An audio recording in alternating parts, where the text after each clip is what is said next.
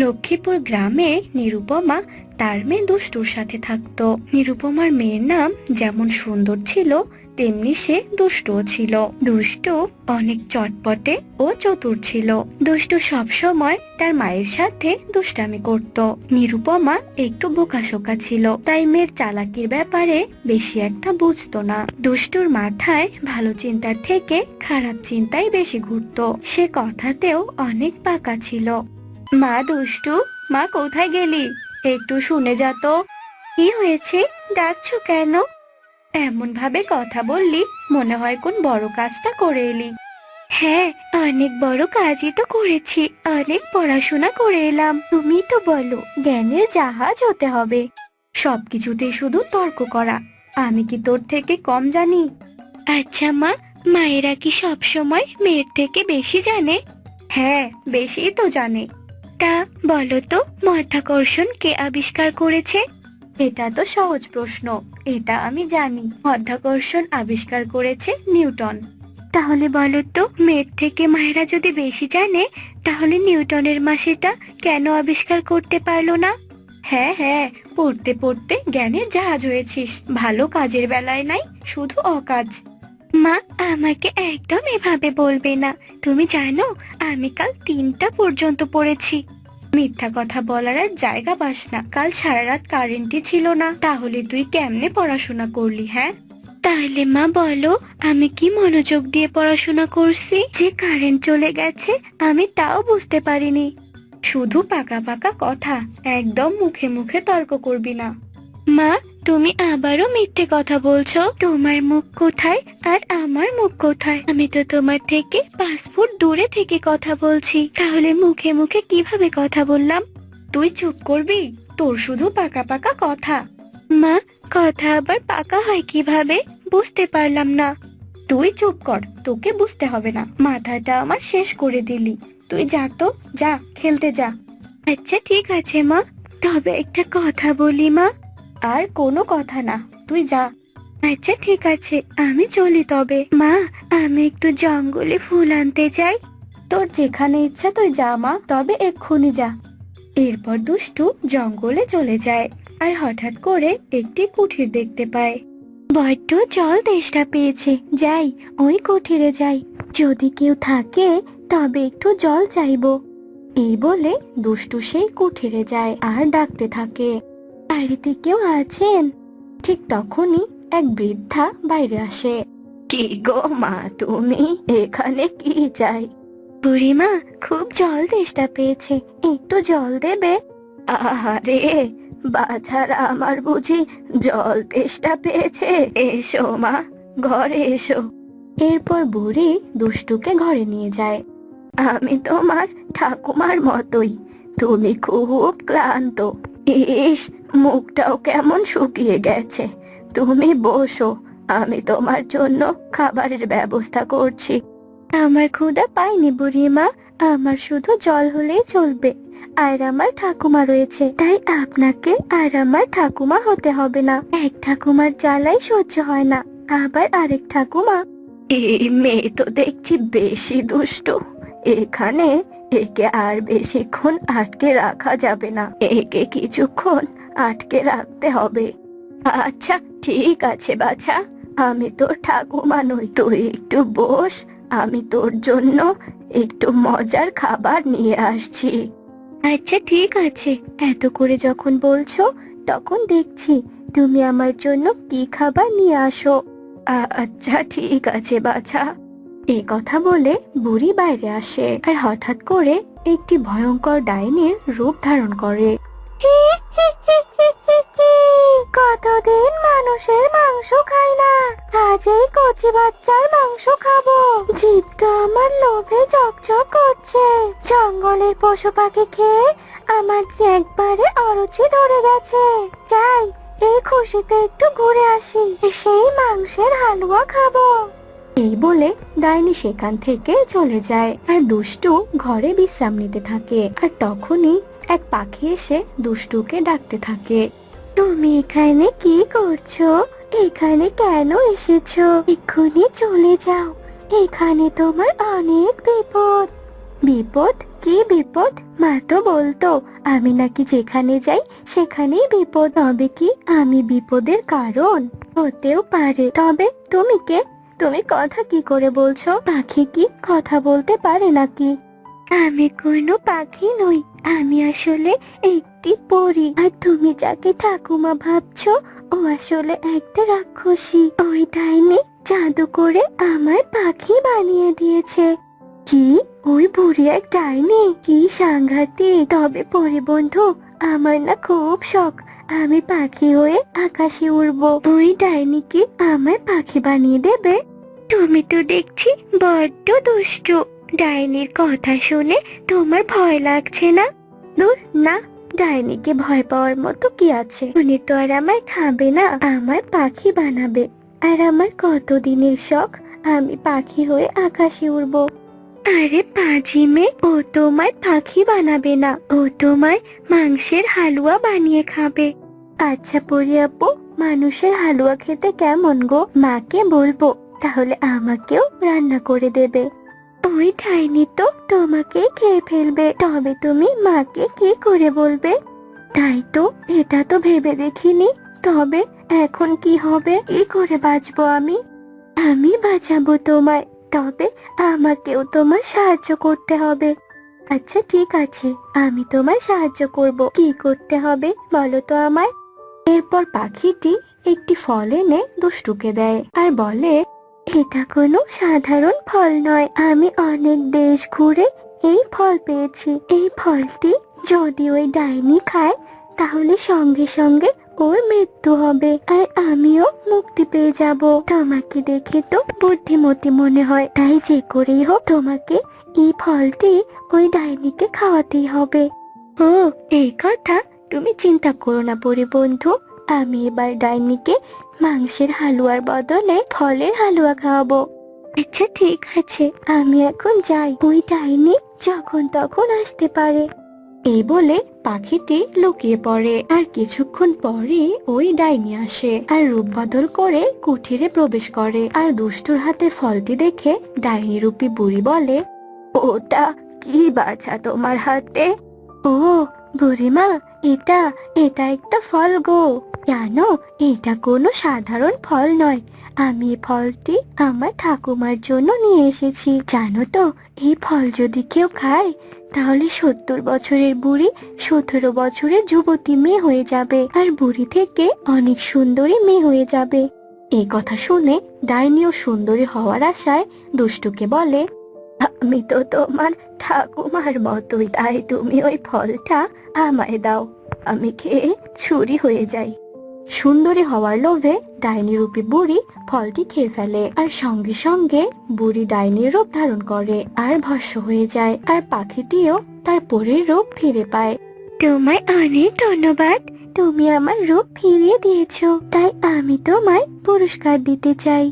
এই বলে পরি দুষ্টুকে অনেক সোনা দেয় আর দুষ্টুও পরীকে ধন্যবাদ জানিয়ে সোনা নিয়ে তার বাড়ি চলে যায়।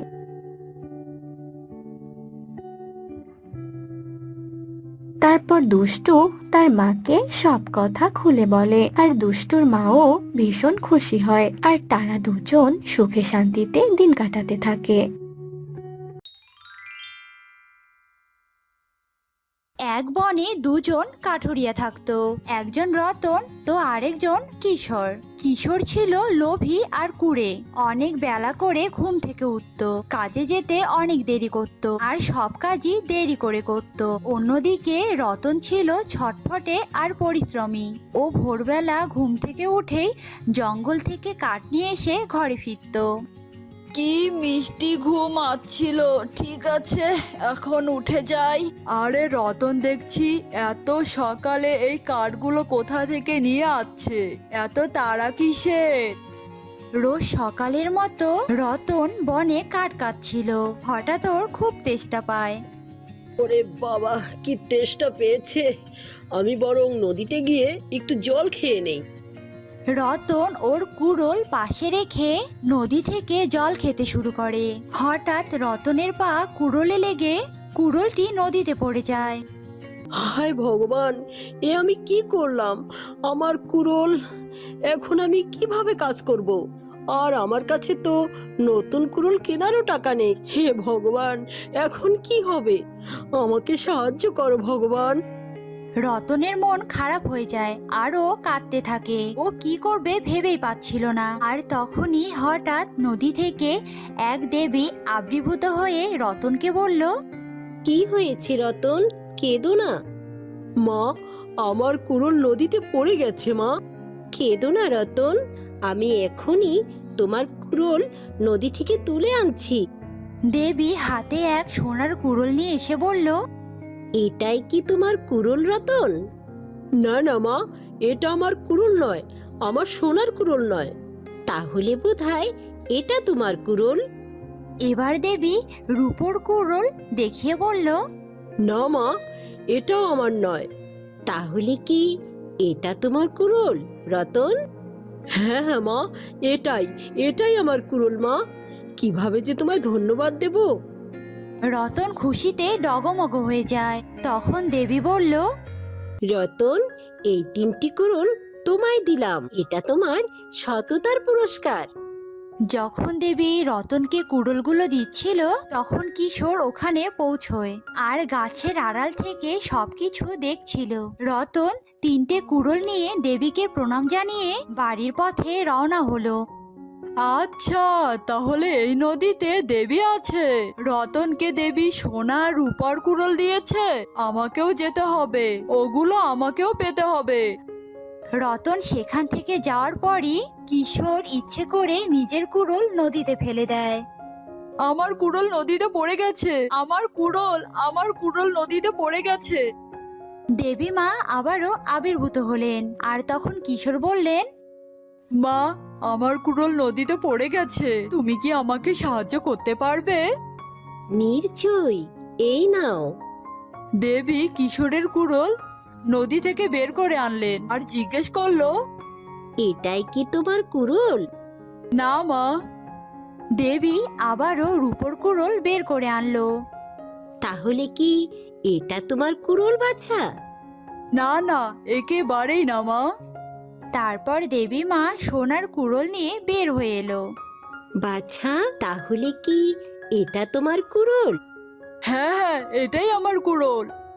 কিশোর কুড়ুল দেখে খুশিতে লাফিয়ে উঠল। মিথ্যে কথা, তুই লোভে এতটাই অন্ধ হয়ে গেছি যে নিজের কুড়ুল চিনতে পারছিস না। তোর মতো লোভী আর কুড়ে জীবনে কোনো দিন উন্নতি করতে পারবে না। তুই দূর হয়ে যা আমার সামনে থেকে। কিশোরকে নিজের লোভের জন্য আফসোস করতে হলো আর রতন নিজের সততার জন্য ধনী হলো।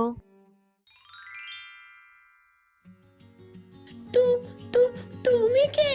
তুমি আমাদের কথা শুনলে কি করে? বারে রাতে কথা বলবে আর শুনবো না, কি করে হয়? যাই হোক, তোমরা যে নদীতে যাওয়ার চিন্তা করছো এটা কিন্তু আমি বুড়ো চাচাকে গিয়ে বলে দিব। কিন্তু যদি তোমরা আমাকে কিছু দাও তাহলে বুড়ো চাচাকে বলবো না। ঘুষ? কি চাও বলো? কি দিলে তুমি আমাদের কথা কাউকে বলবে না? তেমন কিছু চাই না, শুধু 2 হাঁড়ি সোনার মোহর দিলেই চলবে, তাহলে আর কাউকে তোমাদের কথা বলবো না। এই নাও 2 হাঁড়ি সোনার মোহর, যাও আর চুপ থাকো। আচ্ছা ঠিক আছে ঠিক আছে। কালু 2 হাঁড়ি সোনার মোহর ভর্তি করে নিয়ে যায়। ওইদিকে দিন যায়, মাছেরা বড় হতে থাকে। সামনে ফাল্গুন চৈত্র মাস হয়, পুকুরের পানি কমতে থাকে। না, দামি মাছগুলো বড়ই হচ্ছে না, এদিকে যে পুকুরের পানিও শুকিয়ে যাচ্ছে। তোমাদের সাথে কথা বলতে আমার অনেক ভালো লাগে। নীল, হলুদ, লাল মাছ। আমাদেরও ভালো লাগে বন্ধু। ছোটবেলা থেকে বুড়োর মেয়ে একা একা বড় হয়েছে, তাই সে মাছ বন্ধুদের পেয়ে সবসময় তাদের সঙ্গে কথা বলেই দিন কাটাতো। এইদিকে কালুও প্রতিদিন রঙিন মাছের কাছে আসতো। আমি নতুন বিয়ে করব, কিন্তু আমার কাছে কোনো সোনা গয়না নেই, আমাকে অনেক সোনা দানা দাও। এই নাও সোনার উপর হার, এগুলো নিয়ে যাও। তোমরা অনেক ভালো মাছ, যাই আজ যাই। এই লোকটা তো বেশি সুবিধের মনে হচ্ছে না। এদিকে যে নদীর পানি শুকিয়ে যাচ্ছে, সেদিকে কি খেয়াল আছে? আমাদের কিছু একটা করতে হবে, নইলে যে মারা যাব। একদিকে নদীর পানি কমে পুকুর শুকিয়ে যাচ্ছে, আর অন্যদিকে কালু প্রতিদিন এসে কিছু না কিছু চেয়ে নিয়ে যেত। ইস, আজও অনেক রোদ উঠেছে, আর ওদিকে পুকুরের পানিও শুকিয়ে গেছে। আমাকে কিছু একটা করতেই হবে। মেয়েটা হাঁড়িতে পানি ভর্তি করে পুকুরে যায়।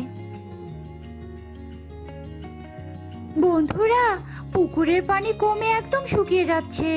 তোমরা আর এই পানিতে বেশি দিন বেঁচে থাকতে পারবে না, তাই আমি তোমাদের জন্য পানি ভর্তি হাঁড়ি এনেছি, যার কারণে তোমরা সবসময় নিরাপদে থাকতে পারবে। তুমি যা ভালো মনে করো বন্ধু। মেয়েটা মাছ তিনটিকে হাঁড়িতে ভরে তাদের বাড়িতে নিয়ে যায়। কথা বলা মাছ, আরে ও কথা বলা মাছ, কোথায় তোমরা? আমার যে আরো সোনা গয়না লাগবে।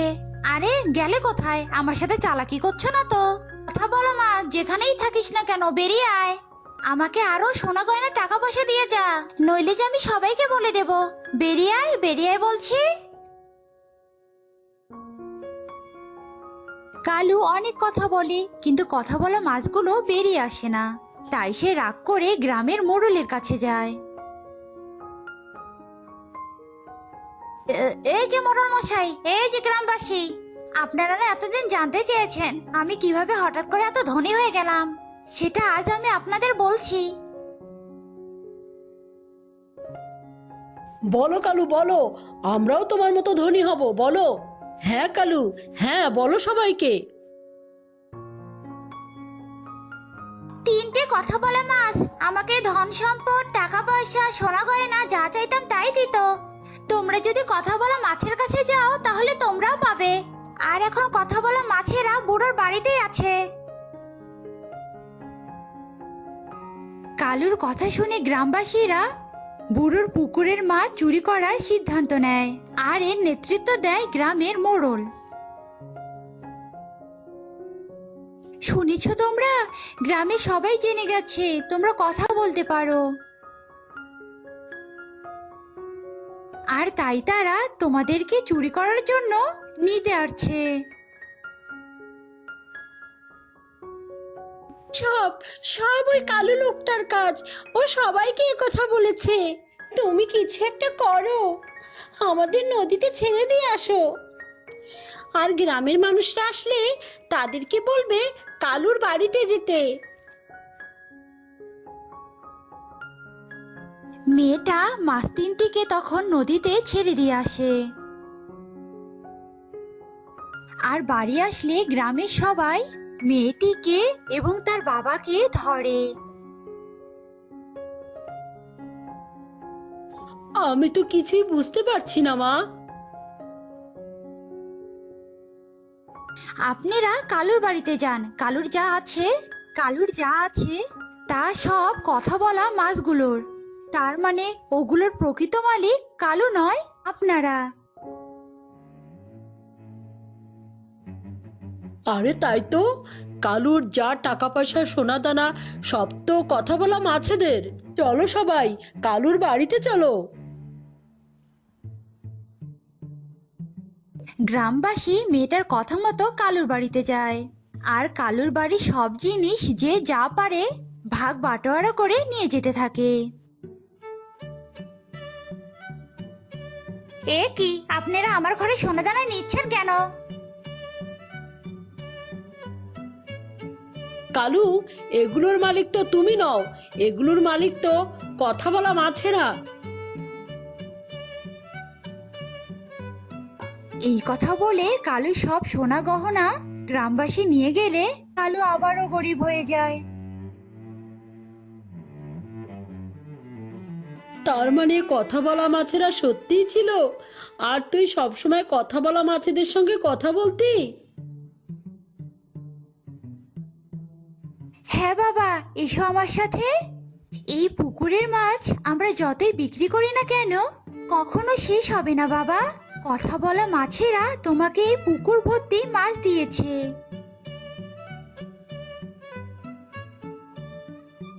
বুড়ো পুকুর ভরা মাছ দেখে খুশিতে কান্না করে দেয়। আরে, এ তো দেখছি 3 কথা বলা মাছের কামাল। আর আর আমাদের কোনো সমস্যা থাকবে না, আর আর আমরা গরিব থাকবো না রে মা।